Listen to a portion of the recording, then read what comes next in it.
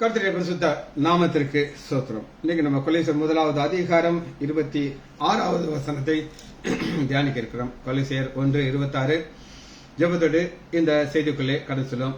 தோத்திரம் இயேசுநாதா, தோத்திரம் இயேசுநாதா, உமக்கென்றும் தோத்திரம் இயேசுநாதா, தோத்திரம் இயேசுநாதா, உமக்கென்றும் தோத்திரம் இயேசுநாதா, தோத்திரம் செய்கிறாம் நின்னடியார் திரு நாமத்தின் அதரவேல், தோத்திரம் செய்கிறாம் நின்னடியார் திரு நாமத்தின் அதரவேல். இன்றை தீனமதிலும் ஒருமித்து கூடவும் நாமத்தினால், இன்றை தீனமதிலும் ஒருமித்து கூடவும் நாமத்தினால், தந்தனின் கிருபைக்காய் உமக்கென்றும் தோத்திரம் தோத்திரமே, தந்தனின் கிருபைக்காய் உமக்கென்றும் தோத்திரம் தோத்திரமே. நின்னுதிரமதினால் திறந்த நின் ஜீவ பொதுவாலியாம், நின்னுதிரமதினால் திறந்த நின் ஜீவ பொதுவாலியாம், நின்னடியார்க்க பிதாவின் சன்னதி செரவுமே சன்னதம், நின்னடியார்க்க பிதாவின் சன்னதி செரவுமே சன்னதம். இத்தனை மகத்துவமுள்ள பதவியே புழுக்கலாம் எங்களுக்கு, இத்தனை மகத்துவமுள்ள பதவியே புழுக்கலாம் எங்களுக்கு, இத்தனை தயவு நின் கிருபை எத்தனை ஆச்சரியம், எத்தனை தயவு நின் கிருபை எத்தனை ஆச்சரியம்.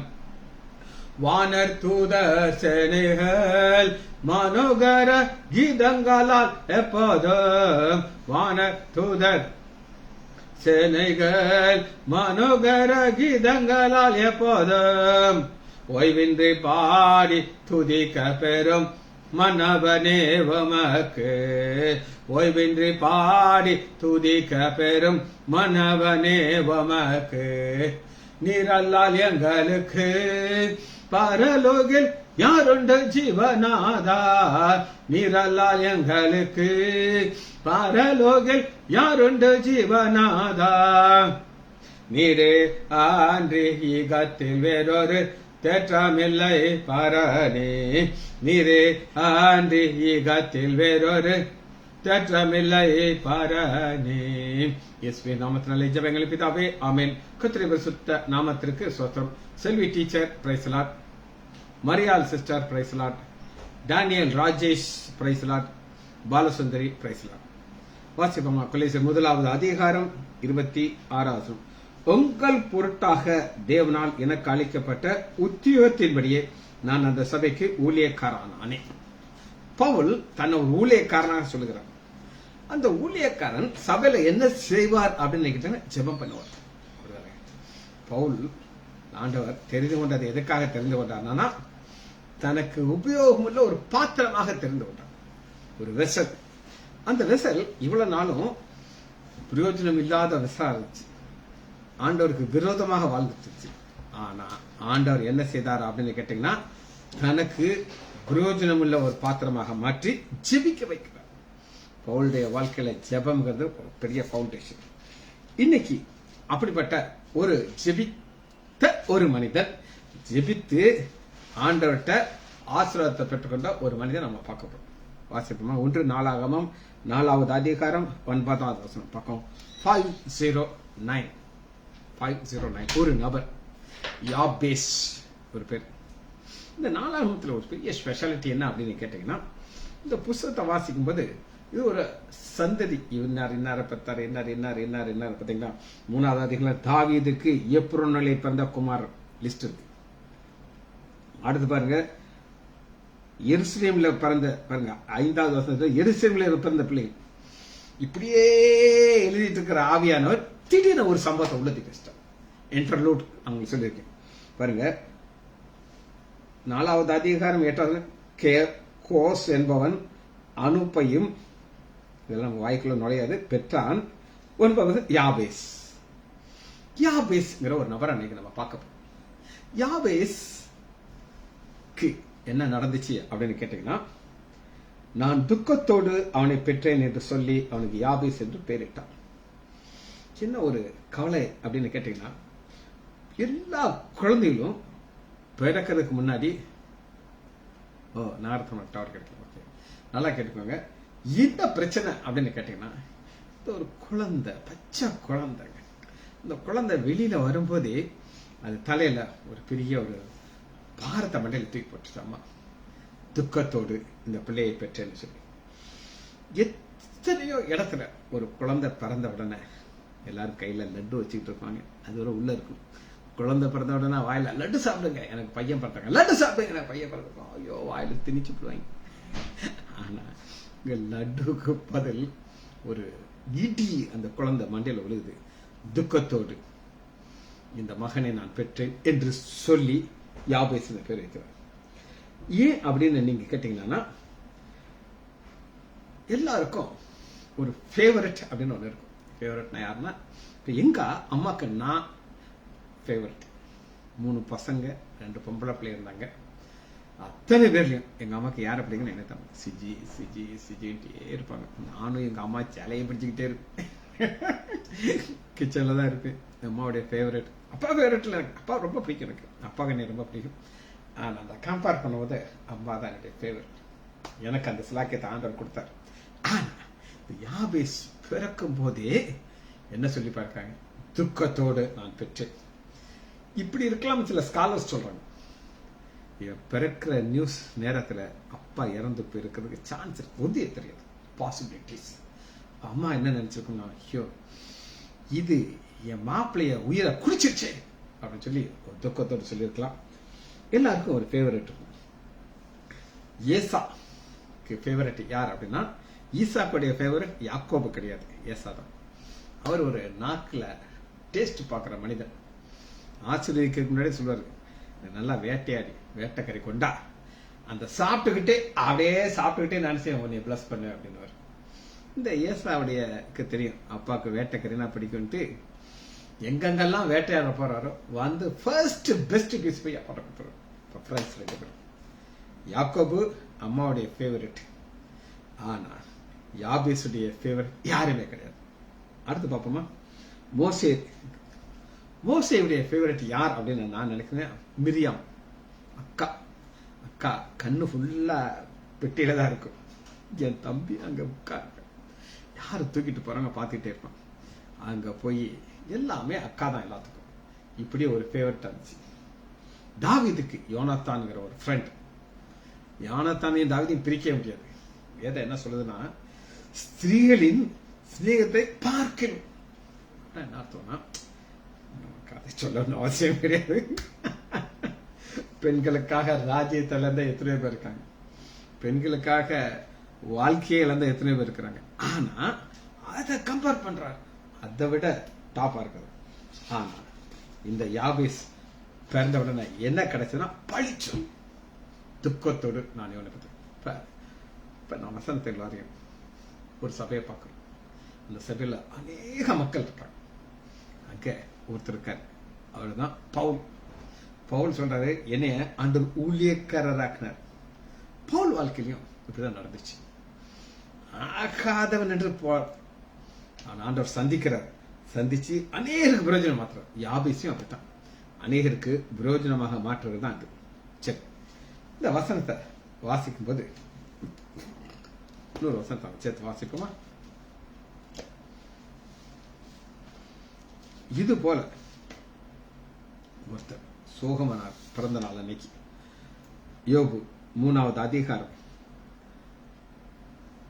1 வசனம். அதற்கு முன்பு யோபு தன் வாயை திறந்து தன் பிறந்த நாளை சபித்து, இவராவது வளர்ந்துட்டாரு, அதுவரை ஏகப்பட்ட ஆசீர்வாதம் இருந்துச்சு, அண்ணா பின்னான சொத்து, பிள்ளைகள், எல்லா வாழ்க்கையும் அனுபவிச்சுட்டு பிரச்சனை வரும்பொழுது சபிக்கிறார். ஆனா பிஞ்சு பிள்ளைக்கு சபிக்க கூட தெரியாது, பிறந்த நாள சபிக்க தெரியாது. ஆனா பிறந்த நாள்ல அது மண்டையில சாபம் ஏறி போய் வந்துருச்சு. பாருங்க 8வது. நாளை சபிக்கிறவர்கள். அந்த ராத்திரி தனிமையா இருப்பார், அதில் கம்பீர சத்தம் இல்லாம நான் கர்ப்பத்திலே அழியாமல் கர்ப்பத்திலேயே அழியாமல் போயிட்டேன்னு. இவ்வளவு நாள் நல்லா ஜாலியா வாழ்ந்துக்கிட்டு இதே பிள்ளைகளை பெற்றுட்டு ராஜ வாழ்க்கையை வாழ்ந்துக்கிட்டு இப்ப என்ன செய்யறாரு, சபிக்கிறார். யாபேஸ் அப்படி கிடையாது. சோகம் அப்படி ஒரு கவலை ஏற்பட்டது நம்ம பார்க்க முடியாது. சரி, எல்லா பிள்ளைகளுக்கும் ஒரு செல்ல பேர் வச்சிருப்பாங்க. எங்க அம்மா பேரு குளோரி ரத்னா பாய். ஆனா எங்க அம்மாவை பெட் நேம் என்னன்னா ருக்கு. ருக்கு எங்க அம்மா அப்பா ருக்கு ருக்கு ருக்கு கூட்டுட்டு எங்க அம்மா பேர் ருக்குமணி. ருக்குமணிங்கிற ஒரிஜினல் பேர் கிடையாது, செல்ல பேர். எங்க பேரன் நம்பர் 2, அவனுக்கு எல்லாரும் எப்படி ஜெல்லி. எனக்கு குட்டி பேரன் ஜெல்லியா சாப்பிட்டுட்டு இருப்பான். அதனால அவனுக்கு ஒரு பெட் நேம் ஜெல்லி. ஆனா யாபேஸுக்கு பெட் நேம் என்னன்னா துக்கத்தோடு நான் உன்னை பெற்றேன் தான். அது பெட் நேம் ஆயிப்போச்சு. எங்க போனாலும் யார்ட்டையாவது போய் சொல்லும் பொழுது, எப்பா உன் பேர் என்ன அப்படின்னு கேட்டீங்கன்னா துக்கத்தோடு பார்த்து சொல்லு. இந்த குட்டி பிள்ளை வளரும் போது மற்ற சகோதரலாம் இருக்காங்க, பைபிள் இருக்கு, எல்லாத்துக்கும் அம்மா ஊட்டி ஊட்டி வளர்த்துருக்கும். ஆனா யாபேஸுக்கு இந்த வட்டில் சோறு போட்டிருக்கேன், வேணும்னா தின்னுட்டு கழுவி வைக்க. உன் எச்சி பிளேட்டை நான் தொட முடியாது. நான் என் மகளுக்கு இன்னைக்கும் என் பக்கத்துல சாப்பிடுனா அவளுக்கு ஒரு வாய் ஒட்டிட்டு அன்பு பிள்ளை எனக்கு. அவன் எனக்கு சின்ன பிள்ளை மாதிரி தான் இருப்பான். அவளுக்கு ஒரு வாய் ஓட்டாம நான் சாப்பிட மாட்டேன். இது எனக்கும் என் மகளுக்குள்ள உறவு. ஆனா யாபேஸுக்கு யாருமே செய்யல. சரி, இப்படி இருக்கிற யாபேஸுக்கு ஆண்டவர் என்ன செய்து கொண்டிருந்தார் அப்படின்னு நீங்க கேட்டீங்கன்னா வசனத்தை கேட்டேன். ஆண்டவர் யாபேஸுக்காக ஒன்று செய்து கொண்டிருக்கிறார். எடுத்துக்கொள்ளுங்க, ஏசாயா 30வது அதிகாரம் 18. இது யாபேஸுக்கு மாத்திரமல்ல, வசனத்துக்கு வரும். ஆனாலும் உங்களுக்கு இறக்கும்படி கர்த்தர் காத்திருப்பார். உங்களுக்கு இதை லேசா மாற்றி, ஆனாலும் யாபேஸுக்கு இறக்கும்படி கர்த்தர் காத்திருப்பார், உங்கள் மேல் மனதுருகும்படி எழுந்திருப்பார். யாபேஸ் மேல மனதுருகிறதுக்கு எழுந்திருக்கிறார். அடுத்து பாருங்க, கர்த்தர் நீதி செய்கிற தேவன், அவருக்கு காத்திருக்கிறார், அனைவரும் பாக்கியவர். கொலேசியர் சபையில் பாக்கியவர். ஏன்னா பவுல் ஒரு ஊழியக்காரன் தன்னை சொல்லி அவர் ஜெபிக்கிற ஊழியக்காரன். ஜெபிக்க ஜெபிக்க ஜெபிக்க எப்படி யாபேஸுக்கு ஆண்டவர் இறங்குறதுக்கு எழுந்திருச்சாரோ அது போல கொலேசியர் சபைக்கு எழுந்திருப்பார், உங்களுக்கும் எழுந்திருப்பார், எனக்கு எழுந்திருத்து கொண்டு என்னை ஆசீர்வதித்துக் கொண்டே இருக்கிறார். சரி, இப்ப இதுதான் ஆண்டோடைய ஒரு காரியம். இப்ப ஆண்டவருக்கு எதுவே தெரியும். என்ன தெரியும் அப்படின்னு கேட்டீங்கன்னா, இவனுக்காக நான் என்ன செய்யணும். இப்ப யாபேஸ் ஜெபிக்கிற யாபேஸ். சரி, இன்னொரு வசனத்தை அவங்க காட்டுறேன். எசேக்கியேல் எடுத்துக்கொள்ளுங்க, 36வது அதிகாரம் 8வது வசனம். இப்ப யாபேஸ் ஜெபிக்க போகிறார். ஜெபிக்க போறதுக்கு முன்னாடியே ஆண்டவர் ஒரு ஆசீர்வாதத்தை ரெடி பண்ணி வச்சிடார். உங்க வீட்டுல ஒரு சொந்தக்காரங்க வர்றாங்கன்னு வச்சுக்கோங்க. சொந்தக்காரங்க வர்றாங்கன்னு வச்சுக்கிட்டீங்கன்னா, அந்த சொந்தக்காரருக்கு ஆகாரத்தை முதல்ல என்ன செய்வாங்க, ரெடி பண்ணி வச்சிருவாங்க. சரி, வாசிக்கணும். எசேக்கியேல் 36வது அதிகாரம் 8வது வசனத்தை வாசிக்க. ஆச்சரியமான வசனம். இப்ப இஸ்ரேல் மக்கள் சிதறிக்கப்பட்டாச்சு, எங்கெங்கயோ இருக்காங்க. இப்ப ஆண்டவர் அவங்கள ஏற்ற இலைக்கு ஒன்றா கொண்டாடுறார், திரும்ப அவங்கள ஒன்று சேர்க்கிறார். அங்க சேர்க்கறதுக்கு முன்னாடி ஆண்டவர் மலைகள்கிட்ட பேசுறார். என்ன பேசுகிறார் அப்படின்னு கேட்டீங்கன்னா, எசேக்கியேல் 36வது அதிகாரம், இஸ்ரேல் மலைகளே. என்ன வல்லமையான ஆண்டவர். யாபேசு ஜெபம் பண்றதுக்கு முன்னாடியே அவனுக்கு எல்லாத்தையும் ரெடி பண்ணி வச்சுட்டார். அவன் கேட்பான், நான் எந்திரிச்சு அப்படி கொடுத்துருவேன் அவனுக்கு. இப்ப மலைகிட்ட சொல்றாரு, நீங்கள் உங்கள் கொப்புகளை விட்டு, மலைன்னா மலையில் இருக்கிற மரங்களை பார்த்து சொல்றாரு, கொப்பை விட்டு என் ஜனமாகிய இஸ்ரவேலுக்கு உங்கள் கனிகளை கொடுப்பீர்கள், அவர்கள் சபையாக வந்து விட்டார்கள். பார்த்தீங்களா என்ன அருமையான ஆண்டவர். மரம், இப்போ உதாரணத்துக்கு நான் சொல்றேன், உங்களுக்கு ரொம்ப மாம்பழம் பிடிக்கும்னு வச்சுக்கோங்க. அடுத்து இந்த மாம்பழ சீசன் வரும் பொழுது அதுக்கு முன்னாடியே ஆண்டவர் செய்வாரு, வேற சீசன் இல்லாட்டாலும் நீ ரெடி ஆயிடும்.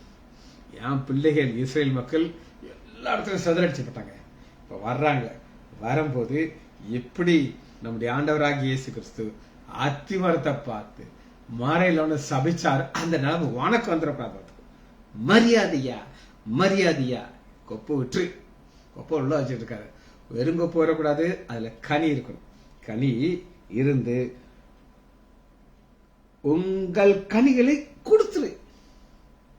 யாபேஸ் ஜம்ப் பண்றதுக்கு முன்னாடியே சொல்லிட்டாரு, கொடுத்துரு ஃபாஸ்ட், இன்னில வெயிட் பண்ண முடியாது அப்படின்னு சொல்லி அவன்கிட்ட சொல்லிட்டாரு.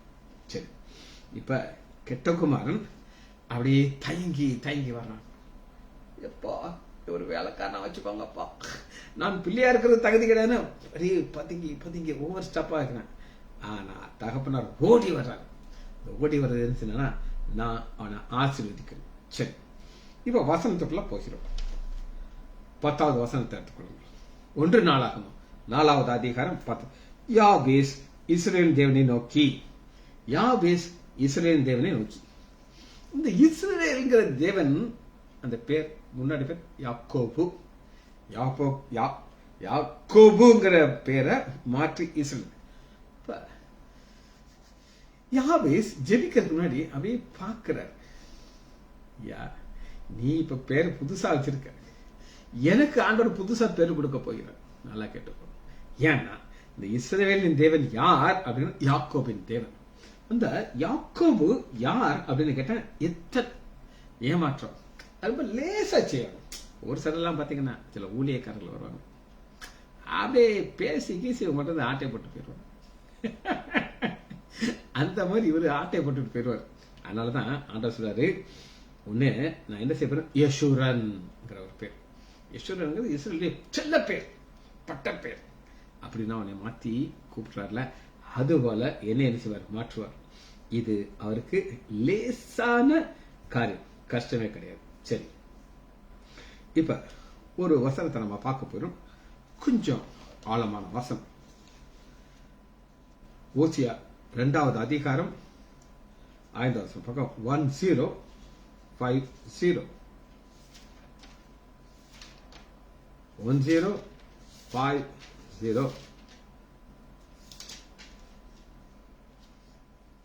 2வது அதிகாரம் 5வது வசனம் ஓசியா. இப்ப இந்த பெண், அதாவது இஸ்ரேல் தேசத்தை ஊமையாக சொல்றார். ஆண்டோடு ஆசீர்வதிச்சாரு, அவங்களை பல வகையில ஆசீர்வதிச்சாரு.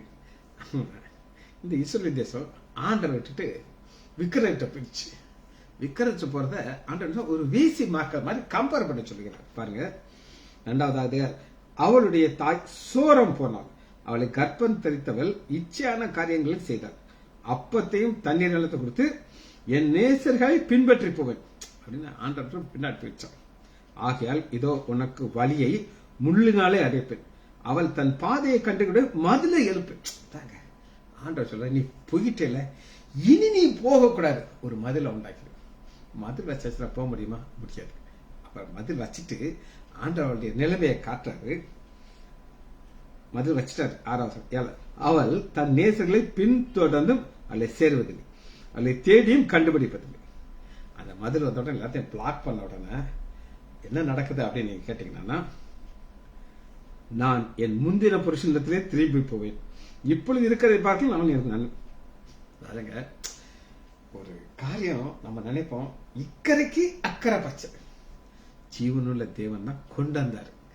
ஆனா விக்கிரத்துல போயிட்டு ஆண்டவர் மதுரை திரும்ப இல்லையே, நான் அங்கேயே போயிடுவோம், அங்கதான் நல்லா இருந்துச்சு அப்படின்னு சொல்லி இங்க வர்றாங்க. அப்ப ஆண்டவர் என்ன செய்யறாரு அப்படின்னு கேட்டீங்கன்னா, 14வது வசனம், ஆயினும் இதோ நான் அவளுக்கு நயங்காட்டி. இந்த யாபேசுக்கு ஆண்டவர் அன்பை செலுத்துறாங்க. அது எப்படி பாக்குறோம்னா, இப்படி விட்டுட்டு போன உடனே என்ன சொல்லிருக்கணும் கேட்டீங்கன்னா, நீ விட்டுட்டு போனேல, அறிவு இருக்கா, படு, விக்கிரத்து பண்ணல, சாவு சொல்லணும். ஆனா நயங்காட்டி, அது நயங்காட்டுறது என்ன அர்த்தம்னா, ரொம்ப அன்பா கூப்பிடுறத நயங்காட்டி. நயங்காட்டி அவளை நயங்காட்டி அவளை வனாந்திரத்திலே அழைத்துக்கொண்டு அவளோட பட்சமாக பேசி. அதாங்க பட்சமாக பேசிங்கிறது என்ன அப்படின்னு கேட்டீங்கன்னா, கோபம் கசப்பெல்லாம் டோட்டலா போயிட்டு. நான் ஒரு சிலர் மேல கொஞ்சம் அது கொஞ்சம் வச்சிருக்கேன், நான் மனுஷன் தானே, வச்சுக்கிட்டு ஒரு சில கண்டிஷன் வச்சிருக்கேன். இது செஞ்சா அதை நான் தருவேன் அப்படின்னு சொல்லி, நீ மெசேஜ் எழுதுனதை கொண்டு அதை காட்டு அப்படின்னு சொல்லுவேன். அது மனுஷன் நான், நீ காட்டேன்னா உனக்கு கிடையாது. ஆனா ஆண்டவர் அப்படி கிடையாது. விற்கிறதுல போனா ஆண்டவர் பாதியை மதில அடைச்சிட்டாரு. திரும்ப கேட்டா வா. இது போலதான் யாபேச நீங்கிட்ட வா. எப்படி மலையை பார்த்து கொம்புகள்லாம் நீ என்ன செய்யுங்க நீட்டி கனி கொடுக்கணுமோ இந்த வந்துடணும். நயம் காட்டி பச்சமா பேசி என்ன சொல்றதா, நான் உன் நேசன் நாயகன், நான் உன்னைய பராமரிப்பேன். இந்த மதில் சாத்தான் உண்டு பண்ற மதில் மேல போக முடியாது. இப்ப எரிகோ சுத்தி ஒரு மதில் இருந்துச்சா இல்லையா? இருந்துச்சு. ஆனா அந்த மதில் சாத்தான் கட்டின மதில், அது கீழே விழுந்துதான் ஆகணும். அது ஆண்டு விழ வைப்பாரு. ஆனா இந்த மதில் எதுக்காக வைக்கிறாருன்னா என் இடத்துல வரணும். சரி, அடுத்த குறிப்பை நம்ம பார்க்க போயிடும். 1 நாளாகமம் 4வது அதிகாரம் 10வது வசனம். யாபேஸ் இஸ்ரவேலின் தேவனை உங்களுக்கு நான் காமிச்சிட்டேன், தேவரீர் என்னை ஆசீர்வதித்து. இப்ப யாபேஸுக்கு நல்லா தெரியும், அப்பாட்ட போனாலும் ஒண்ணு நடக்காது, அம்மாட்ட போனாலும் ஒண்ணு நடக்காது, சகோதரர் போனாலும் வந்து துரத்தி விட்டுறாங்க. எனக்கு ஒருத்தர் மாத்திரம் என்னைய ஆசீர்வதிக்க முடியும், அவர் தான் என்ன செய்ய முடியும். அந்த ஆசீர்வாதத்தை கொடுக்கிறவர் என்ன செய்கிறார் அப்படின்னு கேட்டீங்கன்னா, வாசிப்போமா, என்னாகமம் எடுத்துக்கொள்ளுங்க. 23வது அதிகாரம். யாரால் ஆசீர்வதிக்க முடியும்? 23:20. பாலாக் என்ன சொல்றாரு அப்படின்னு கேட்டேன், இதோ ஆசீர்வதிக்க கட்டளை பெற்றிருக்கிறேன், அவர் ஆசீர்வதிக்கிற. இப்ப என்ன நடக்குது அப்படின்னு கேட்டீங்கன்னா, பீலியாம் 4. பீலியாம்ங்கிறது ஒரு தீர்க்கதரிசி. ராஜா சொல்றாரு சபை அப்படிங்கிறாரு. இவர் சொல்றாரு, ஐயா முடியாது, ஐயா ஏன் முடியாது அப்படின்னு, இது ஆசீர்வதிக்க கட்டளை அங்கிருந்து எனக்கு வந்திருக்கு. அப்ப யாபேஸுக்கு கட்டளையாகத்தான் ஆசீர்வாதம் வருது. ஆண்டவர் வெயிட் பண்ணிட்டு இருக்காரு, வெயிட் பண்ணிட்டு இருக்காரு. எப்ப இவன் கிட்ட ஜெபம் பண்ணுவான். யாபேஸுக்கு எல்லாமே நான் அடைச்சு வச்சிருக்கேன். அப்பாங்கிற மதில அடைச்சு வச்சிருக்கேன், அம்மாட்ட போக முடியாது மறைச்சு, சகோதரத்தை எல்லாம் பெரிய பெரிய மதிலா போட்டு வச்சிருக்கேன். எதுக்காக? எங்கிட்ட வரணும், எங்கிட்ட வந்து எங்கிட்ட ஜெபம் பண்ணி ஆண்டவரே என்னை ஆசீர்வதிங்கன்னு சொன்ன உடனே நான் ஆச்சரியக்க ஆரம்பிச்சேன். இது ஆண்டோடைய ஒரு ஆழமான காரியம். இவன் பேர்ல என்ன இருந்துச்சு அப்படின்னு கேட்டீங்கன்னா, ஒரு பெரிய ஆசீர்வாதம் இருந்துச்சு. ஆண்டவர் வீக்கான 24வது அதிகாரம் 1 வருஷம் என்னாகும் 24. இஸ்ரவேலை ஆசீர்வதிப்பதே கர்த்தருக்கு பிரியம், யாபேசை ஆசீர்வதிப்பதே கர்த்தருக்கு பிரியம். ஆனா இஸ்ரவேலின் தேவனே என்னை நோக்கி கூப்பிடுற. அப்பாட்ட போய் இப்படி தலையை சொல்லிக்கூடாது, அம்மாட்ட போய் இப்படி தலையை சொல்லிக்கூடாது, எங்கிட்ட வரணும், நான் ஆசீர்வதிப்பேன். தாவீது 7 சகோதரர்கள் இருந்தாங்க, 7 பேர் என்ன கடைசி. ஆனா ஆண்டவர் அந்த ஆசீர்வாதத்தை தைல கொம்புக்குள்ள ஊத்தி வச்சிருக்காரு. சாமுவேல் நினைச்சாரு நம்பர் 1 அவன் தலையில ஊத்த போறாரு. ஸ்டாப் ஸ்டாப் ஸ்டாப் ஸ்டாப் ஊத்திராப்பா. இப்படி நிப்பாட்டி நிப்பாட்டி நிப்பாட்டி இந்த ஆசீர்வாதம் தாவீதுக்கு வச்சிருக்கேன். யாபேஸுக்குன்னு ஒரு ஆசீர்வாதம் வச்சிருக்கிறேன், சுஜித் லைசாண்டருக்குன்னு ஒரு ஆசீர்வாதம் வச்சிருக்கிறேன். வேற யாருக்கும் இருக்க மாட்டேன், அவனுக்கு தான். ஆனா என்னை நோக்கி கூப்பிடும், என்னை நோக்கி கூப்பிடும் போது அந்த ஆசீர்வாதத்தை அவனுக்கு கொடுத்தேன். இது ஆண்டோடைய காரியம். இன்னைக்கு ஒரு காரியம் என்ன அப்படின்னு கேட்டீங்கன்னா, சாத்தான் என்ன செய்வான் அப்படின்னு கேட்டீங்கன்னா, லூக்கா 4வது அதிகாரம் 6வது வசனத்துல சொல்றான். ஆண்டவரை பார்த்து, எனக்கு இஷ்டமானவனுக்கு இதை கொடுப்பேன். என்னதான் அவருக்கு யாரை பிடிக்குமோ அவருக்கு தான் அதை கொடுப்பேன். அப்புறம் அவன் என்ன சொல்றான் அப்படின்னு நீங்க கேட்டீங்கன்னா, எல்லாமே என் திட்டத்தின்படி தான் நடக்கும். நீ என் காலில் விழு, நான் உனக்கு கொடுப்பேன். உழுந்தா நீ என்னோட இஷ்டமானவன மாறிடுறான். அவனால எதுவுமே முடியாதுங்க. எப்படி நீங்க சொல்றீங்கன்னு கேட்டீங்கன்னா, யோபு வாழ்க்கையை நீங்க எடுத்துக்கணும். யோபு வாழ்க்கையில ஆண்டவர் அனுமதிச்சாதான் தொட முடியும். ஆண்டவர் ஒரு பிளான் போட்டு வச்சிட்டாரு. இங்க வர நீ இதுவரை வரலாம், இதுக்கு எங்கிட்ட வர முடியாது, அது நான் பிக்ஸ் பண்ணிட்டேன், நீ தொடவே முடியாது. எதை தொடலாம்? சரீரத்தை தொடு. தொட்டா அதுக்கு மேல ஜீவனை நீ தொட முடியாது. இவன் சொல்லும் பொழுது என்ன சொல்லுவான் அப்படின்னு கேட்டீங்கன்னா, எனக்கு இஷ்டமானவங்க கொடுப்பேங்கிற சான்ஸே கிடையாது. சரி, அடுத்து பாருங்க. நெக்ஸ்ட் ப்ரேயர் பாயிண்ட் குறிப்பை நான் உங்களுக்கு காட்டுறேன். ஆசீர்வாதத்தை பார்த்தாச்சு. 1 நாளாகமம் 4வது அதிகாரம் 10வது வருஷத்துல என் எல்கையை பெரிதாக்கி உங்க எல்லாருக்கும் தெரியும். நம்முடைய ஆஸ்பத்திரி ஆரம்பத்துல 2000 ரட்சிக்கப்படுறதுக்கு முன்னாடி எப்படி இருந்துச்சு அப்படின்னு நீங்க கேட்டீங்கன்னா அது எப்படி இருந்துச்சு? முன்னாடி மட்டும் இருந்துச்சு.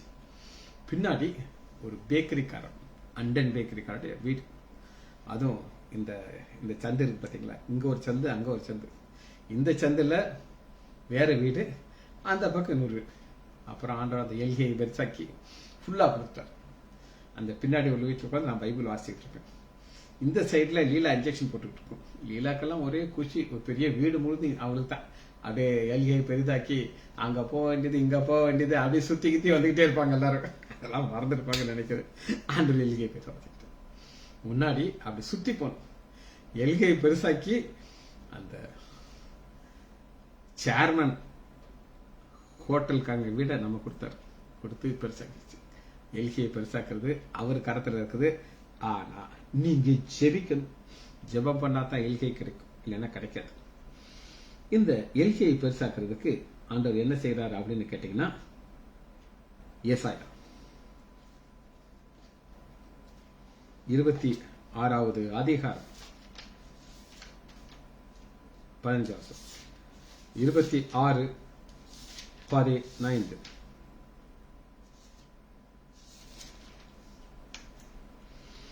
இந்த ஜாதியை பெருக பண்ணினீர். ஜாதியை பெருக பண்றாரு. அந்த ஜாதி தங்குறதுக்கு இடத்தையும் பெருக பண்றாரு. கர்த்தாவே இந்த ஜாதியை பெருக பண்ணினீர், நீர் மகிமைப்பட்டு. அப்ப ஆண்டவர் ஒரு காரியத்தை பெருசாக்கிட்டு அவர் மகிமைப்படுறாரு. சரி, ஆண்டவர் யாபேசுடைய ஜெபத்தை கேட்டு எல்கையை பெருசாக்கி இப்படி பெருசாக்குனார்னு கேட்டீங்கன்னா, இப்ப நான் உங்களுக்கு ஒரு வசனம் காட்டுவேன், நீங்க தலை சுத்தி கீழே விழுந்துருவீங்க. நான் விழுந்தேன், அதனாலதான் சொல்றேன். 2வது அதிகாரம் 55 வசனம். 1 நாளாகும் 2:55 யாபேசில் குடியிருந்த கணக்கர். அந்த ஊர் பேரு யாபேஸ் ஆகி போச்சு. நம்ப முடியாது. அந்த ஊர்ல யாபேசு எல்கையை பெருசாக்குன்னு ஆண்டவர்கிட்ட கேட்டாரு. ஆண்டவர் பக்கத்து இடத்த கொடுத்தாரு, பக்கத்து தெருவை கொடுத்தாரு. போய் போய் போய் ஊரையே அவர் பேர் ஆகி போச்சு. யாபேசில் குடியிருந்த கணக்கர். எல்கையை பெருசாக்குனாரா? ஆசீர்வதிக்கிறேன்னு சொன்ன உடனே ஆசீர்வதிச்சு எல்கையை பெருசாக்கிட்டார். அடுத்து பாருங்க என்ன நடக்குது அப்படின்னு கேட்டீங்கன்னா, 4வது ஒரு குறிப்பை காட்டுறேன். உமது கரம் என்னோடு இருந்து. 1 நாளாகமம் 4:10 உமது கரம் என்னோடு இருந்து. இது ரொம்ப கஷ்டமான காரியம். ஏன் அப்படின்னு கேட்டீங்கன்னா, சங்கீதம் 139வது அதிகாரம் கரை என்ன செய்யும் அப்படின்னு கேட்டீங்கன்னா, சங்கீதம் 139:10